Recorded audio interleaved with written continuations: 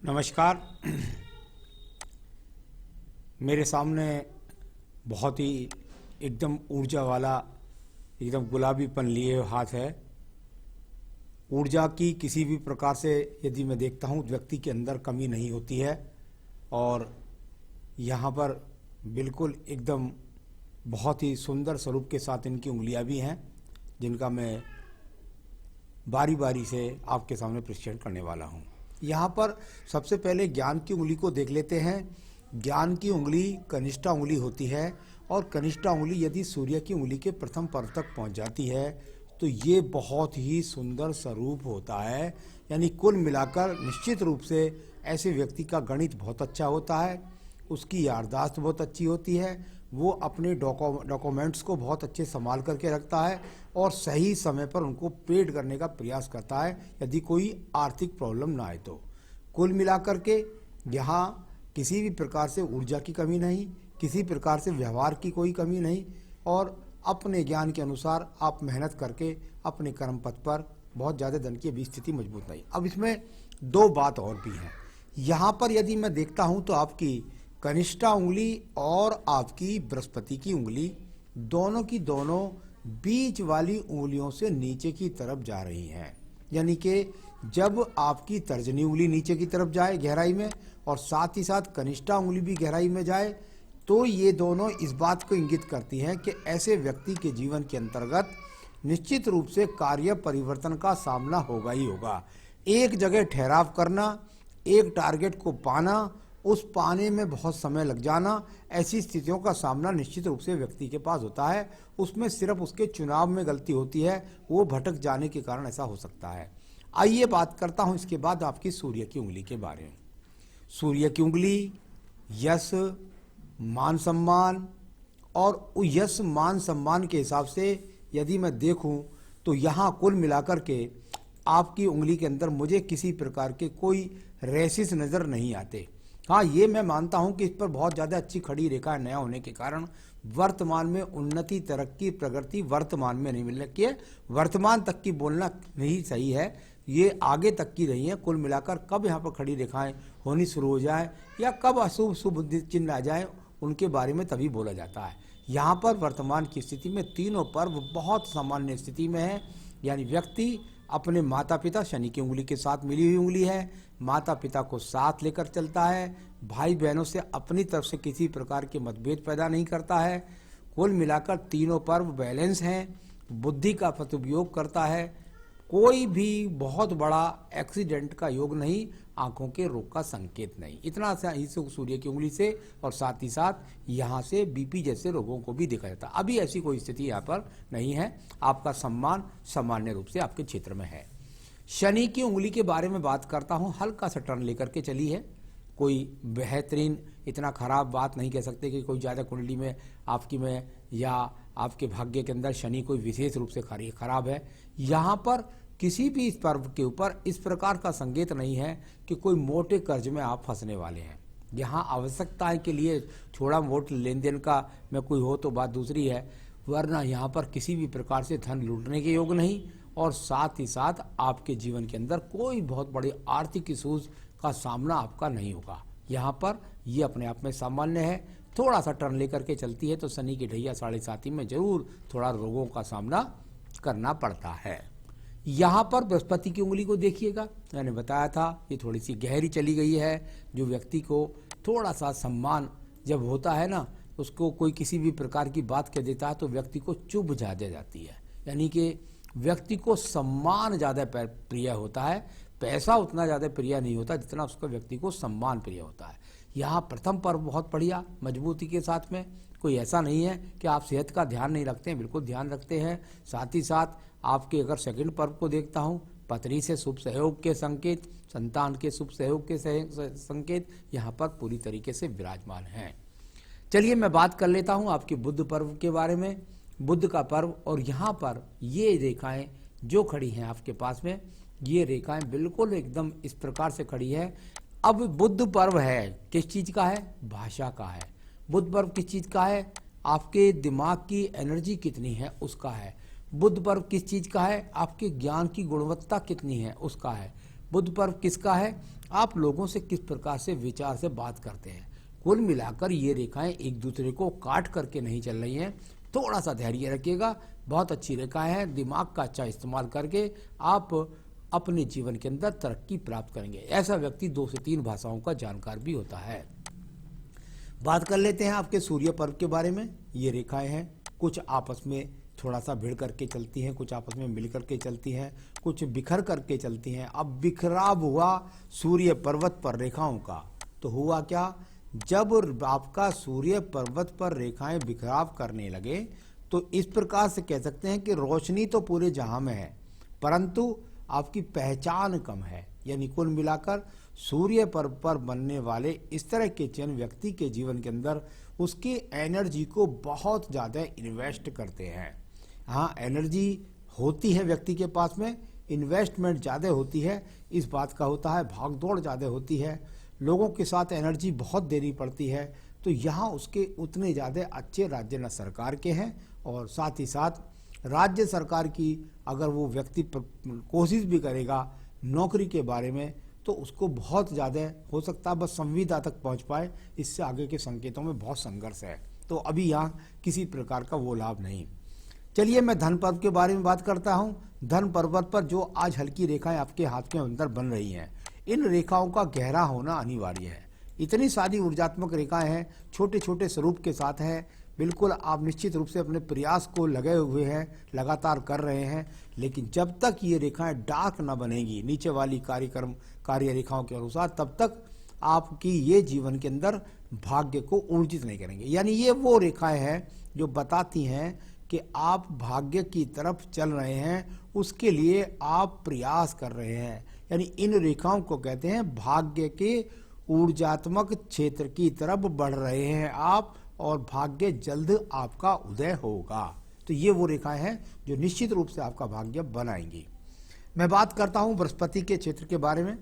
बृहस्पति के क्षेत्र में सबसे पहले हम जो देखते हैं वो देखते हैं कि पर्वत का उठान कैसा है। बहुत सुंदर उठान, बहुत सुंदर भाषा शैली, अच्छे लोगों के साथ उठना बैठना। रेखाओं का स्वरूप भले ही इतना मजबूत नहीं है, लेकिन पर्वत का अपने आप में बहुत अच्छा इंडिकेशन मेरे पास है। बहुत साधुवाद व्यक्ति होते हैं, लोगों के काम आने की अपने अंदर भावना होती है। खुद के पास पैसे हो ना हो, लेकिन अगर कोई हाथ फैला देता है आकर के, कह देता है कि मेरी हेल्प करो, मुझे किसी भी क्षेत्र में, जिस क्षेत्र में वो चाहता है, तो आप आगे बढ़ जाते हैं। उसमें आप ज़्यादा पैसे को प्राथमिकता नहीं देते हैं। कुल मिलाकर के बिल्कुल धार्मिक प्रवृत्ति का रवैया है, अच्छे लोगों में उठते बैठते हैं, एनर्जी का लेवल बिल्कुल बना रहेगा, ज्ञान की कोई भी कमी नहीं है, संतान का सुख सहयोग मिलेगा। और क्योंकि ये धन कारक ग्रह भी है तो चिंता ना करें, कोई भी दूषित चिन्ह यहाँ नहीं है, निश्चित रूप से बनेंगे धन के भी योग। तो चलिए अब मैं बात करता हूँ इसके बाद आपकी सीधा पर्वत के बाद में आपके मैं करता हूँ हृदय रेखा की बात। हृदय रेखाएं अगर आप देखते हैं तो छोटी छोटी रेखाएं नीचे की तरफ, तो यहाँ गिरती हुई शुरू में जो रेखाएं छोटी छोटी हैं, जैसा मैं पहले बोल रहा था बृहस्पति पर्व से, वैसे ही यहाँ जब रेखाएं आपके पर्वत के नीचे ज़्यादा गिरने लगे तो व्यक्ति थोड़ा सा चिंतित होता है। साथ ही साथ मन के अंदर कई बार हीन भावना आ जाती है, साथ ही साथ दूसरों के काम आता है। मन के अंदर बृहस्पति से जुड़ रही है हृदय रेखा, बृहस्पति से हृदय रेखा का जुड़ना ही अपने आप में इस बात को प्रमाणिक है कि व्यक्ति अच्छी मनोभावना का है, अपनी तरफ से दूसरे से किसी प्रकार का ऐसा व्यवहार में नहीं करता कि वो अपने आप में कोई लूटने की प्रवृत्ति उसके दिमाग के अंदर नहीं होती। और बृहस्पति से संपर्क यानी हृदय में अपने आप से लोक कल्याण के साथ अपनी उन्नति प्राप्त करना, अच्छे लोगों में उठना बैठना, सब अच्छे संदर्भ में, कोई बहुत बड़े रोग के संकेत नहीं है। तो यहाँ कोई बहुत बड़े रोग के संकेत नज़र नहीं आए। मैं बात करता हूँ इसके बाद में आपके यहाँ पर सीधा निम्न मंगल पर्व के बारे में। निम्न मंगल पर्व मैंने हमेशा बोला कि भाई निम्न मंगल पर्व जो होता है वो व्यक्ति के जीवन में तय करेगा कि वो कितनी ऊंचाइयों को प्राप्त करेगा। आपके निम्न मंगल पर्वत पर मेरी रेखाओं पर मत जाइएगा, बहुत बिखरी हुई रेखा है, एकदम अस्त रेखा है। यानी वर्तमान में अगर मैं कहूँ तो कर्म के द्वारा व्यक्ति को सफलता ना मिलना, प्रयास कर रहे हैं, रेखा को काट कर जाती है। आपकी भाग्य रेखाओं को भी कुछ रेखाएं यहाँ जाकर के राहु रेखा काट देती है, कुछ आगे बढ़ जाती हैं। ये बहुत मजबूत रेखा रही है जिसके द्वारा आपके जीवन में ये ज़्यादा रुक पाएंगी। कुल मिलाकर आप निश्चिंत रहिएगा। यहाँ थोड़ा सा कर्म क्षेत्र की रेखा अभी आपका साथ नहीं दे रही हैं। ऊर्जा में कई बार हिरास हो जाता है, कई बार घबरा जाते हैं। इस प्रकार के संकेतों को दिखलाने वाला निम्न मंगल पर्व है। बहुत ज़्यादा किसी प्रॉपर्टी के योगों को वर्तमान में नहीं दिखला रहा है। मैं बात करता हूँ इसके बाद एक मुख्य रेखा जो आपके लिए हितकारी नहीं है। अगर आप अपनी बुद्धि रेखा को देखेंगे तो ये थोड़ा सा बृहस्पति से चलती है, यानी ज्ञान की बातें करता है व्यक्ति। और इसके बाद जाकर के ये वो रेखा आखिर में दीप का स्वरूप बनाती है मंगल पर्व से। ये अच्छा संकेत नहीं है। इस प्रकार की जब ये दीप बनते हैं तो ये एक बात मैंने बहुत अच्छी तरीके से देखी है कि ये रेखाएं अभी आपको हल्का हल्का दीप का स्वरूप जनती है, लेकिन ये वो रेखाएं हैं जो आपके जीवन में आजीवन नहीं रहने वाली है। प्रॉब्लम क्या है? प्रॉब्लम है आपकी लहरदार रेखा। यानी कुल मिलाकर जब इस प्रकार की लहरदार रेखा हो जाए और वर्तमान में दीप बन जाए, देखिए दीप पर कभी भी ब्रैकेट बन सकता है, इसके दोष को दूर कर सकता है, इतना किसी भी डरने की कोई जरूरत नहीं है। लहरदार बुद्धि रेखा ये बात जरूर है कि व्यक्ति के मन के अंदर डिप्रेशन लाती है, उसके विचारों में उथल पुथल मचा देती है, उसको वो एक रूप से एक जगह टिक नहीं पाता है, क्या टारगेट है भ्रमित हो जाता है। ऐसी बहुत सारी बातें होती हैं और उसमें लास्ट में दीप हो जाए तो बहुत प्रॉब्लम वाली बात है। यानी वर्तमान की स्थिति में बिल्कुल मेंटली डिस्टर्ब करने वाली, टेंशन्स देने वाली ये सब प्रारूप आपके हाथ के अंदर है। इसका संबंध क्योंकि द्वितीय पर्वत पर जाकर मंगल पर्वत पर हो रहा है, तो कुल मिलाकर यानी कि ये निश्चित बात हो गई। आपका एक सवाल भी है कि क्या मेरे जीवन में आने वाले समय में डिस्प्यूट हो सकते हैं? तो यदि मैं डिस्प्यूट्स की बात करता हूँ तो वो डिस्प्यूट कुछ सर्जरी चिन्ह मुझको आपकी आयु रेखा पर भी दिखाई दिया, तो उसके वो मैं कह सकता हूँ कि 2022 तक आपको डिस्प्यूट्स में का सामना करना पड़ सकता है। यानी अब से लेकर 2022 तक वो संभावनाएं काफ़ी आपके हाथ के अंदर मौजूद हैं। तो ये बिल्कुल साथ ही साथ दूसरे हाथ के अंदर दिखाता तो कुछ ऊर्जात्मक रेखाएं मंगल पर्वत पर खड़ी हुई हैं द्वितीय पर, यानी आप उनमें निश्चित रूप से अगर और मजबूत बन जाएंगी तो उनमें निश्चित रूप से आप विजय भी प्राप्त करेंगे। थोड़ा छोटी छोटी सी रेखाएं हैं, अभी बहुत खड़ी रेखाएं नहीं हैं, लेकिन ये एनर्जी देंगी और इनका लाभ भी आपको, अगर जितनी लंबी ये सूर्य पर्व से जाकर संबंध बनाएंगी उतना आपके जीवन में आपको राज्य सरकार से लाभ मिल जाएगा, उन मुकदमों में जीत दर्ज हो जाएगी। चंद्र पर्वत की स्थिति बहुत ही कमजोर है। यहाँ पर अगर आप देखेंगे तो आपको यहाँ पर एक्स के चिन्ह भी मिलेंगे। यहाँ पर पर्वत छोटा भी हो गया है। कुल मिलाकर पर्वत छोटा हो जाना संकीर्ण विचारधारा को कर देता है, मानसिक मजबूती को क्षीण कर देता है और डिप्रेशंस को बढ़ा देता है। तो इन सब चीज़ों पर आपको ध्यान रखना होगा। यहाँ आपको बिल्कुल आराम के साथ में, धैर्य के साथ में, बस कुछ नहीं होगा। ये ज़्यादा बुरी रेखाएं नहीं है, ज़्यादा कुछ नहीं बिगाड़ सकती आपका। मैं कुछ छोटी पूजा पाठ बता दूंगा, उससे ही आप ठीक हो जाएंगे। चलिए मैं बात कर लेता हूँ इसके बाद में आपके यहाँ पर व्यापारिक रेखा के बारे में। व्यापारिक रेखा कोई नहीं है, बुद्धि रेखाएं हैं, छोटी छोटी टूट करके चलती हैं, हल्की हल्की। तो ये कोई यहाँ व्यापारिक रेखा के रूप में अगर प्रयास भी करेंगे तो व्यापार से सफलता प्राप्त नहीं होगी। ऐसा इन रेखाओं से जरूर कहा जाता है कि व्यक्तिगत साइड में अपने प्रोफेशन से संबंधित कोई व्यवसाय कर लेता है तो उसमें थोड़ी बहुत व्यक्ति को लाभ मिल जाता, थोड़ा बहुत। तो कोई बहुत बड़े व्यवसाय का ये हाथ यहाँ पर नहीं है। हाँ, बौद्धिक रेखाएं हैं, बहुत मजबूती से आपका साथ देंगी। बुद्धि का इस्तेमाल करेंगे तो ज़्यादा आपको सफलता प्राप्त होगी।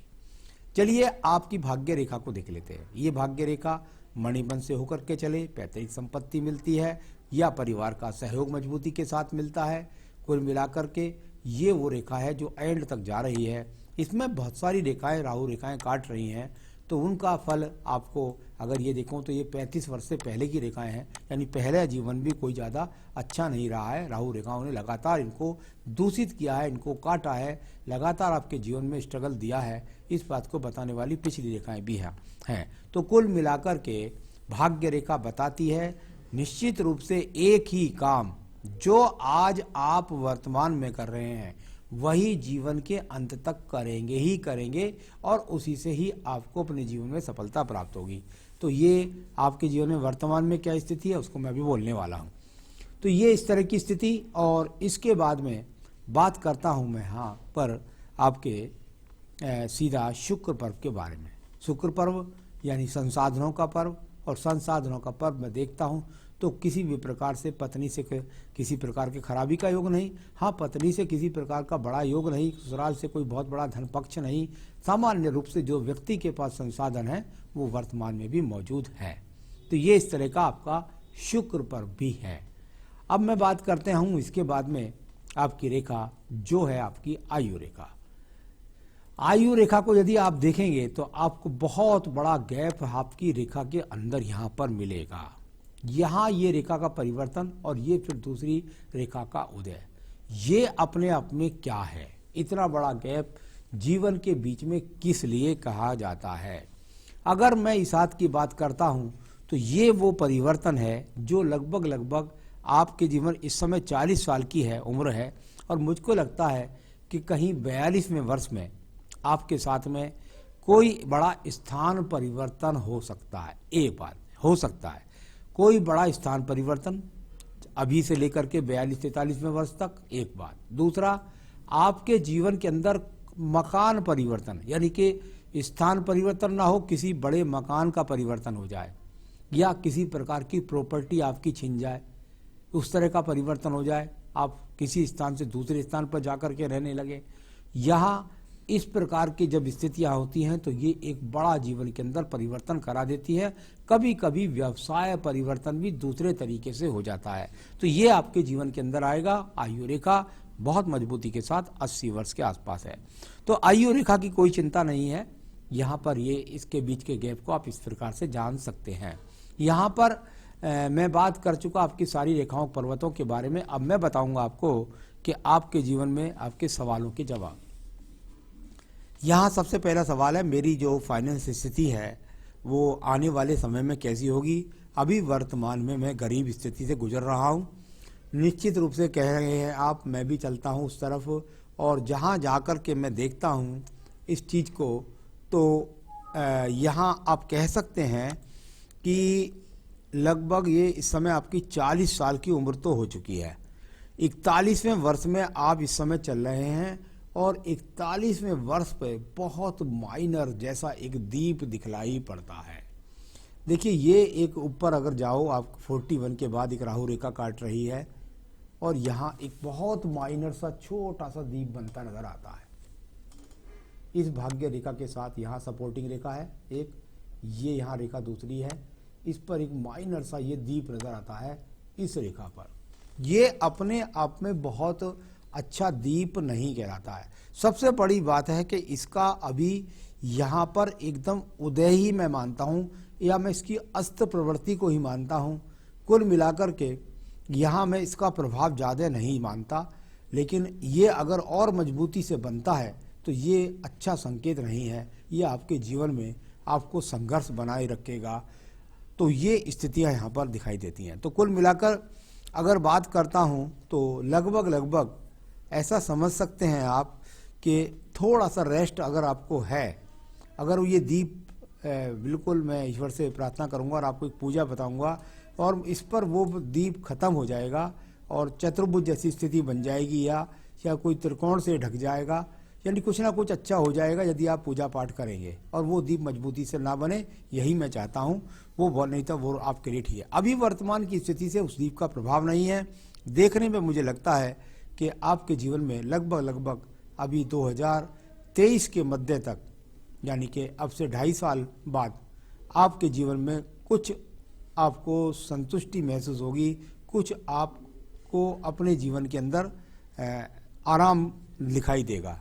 तो 2000 अभी स्ट्रगल है, अभी 3 साल तक, इसके आगे नहीं बोलना चाहिए क्योंकि बहुत सारी रेखाएं अदल बदल जाती हैं।